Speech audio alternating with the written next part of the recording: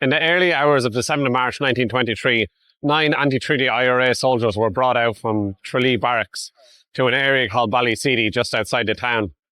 The 9 men were tied in a circle around a landmine, and the Free State forces then retreated from the area and detonated the landmine, killing 8 of the men instantly, destroying most of their bodies. One man, Stephen Fuller, managed to survive. He was supposedly blown into a tree. But when he landed, the Free State forces then opened up with machine gun fire onto the bodies of those who had just been killed in what became known as the Ballyseedy massacre. There was attempts to cover up what had occurred, but because Stephen Fuller had survived and when he was taken in by Republican sympathisers, the story became known just the very next day. Following the Ballyseedy massacre, other anti-treaty IRA members were brought out from Tralee to collect the bodies, and these were put into 9 coffins. However, there was only 8 bodies, but Stephen Fuller had survived. The story had already broke that this was a massacre of prisoners, and the families of those who had just been killed opened up the coffins to find that the bodies of their relatives had been completely destroyed. This had been a tactic of the Free State forces for a number of months following the death of Michael Collins. There was over 77 official executions and a large number of unofficial executions in the field, with Ballyseedy being the largest one. And this is the site here, just outside Tralee town. So it's a big monument. It's probably one of the biggest in Ireland, I know, of the War of Independence and the Irish Civil War.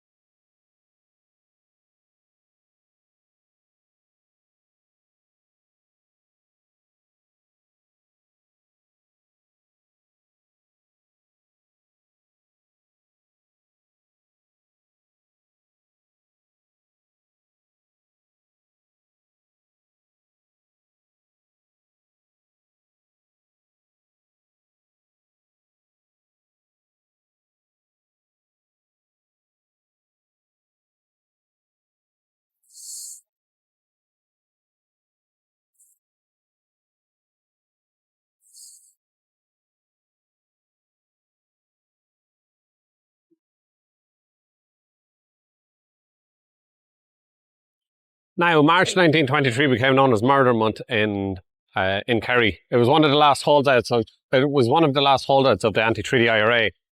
So the Free State tactics here got more severe to try and get rid of the IRA's will to fight in Kerry.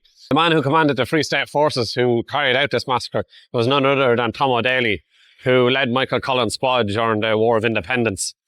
So it's very likely that what he'd done during the War of Independence and his closeness to Michael Collins reflected in his actions in Ballyseedy and following the Irish Civil War also.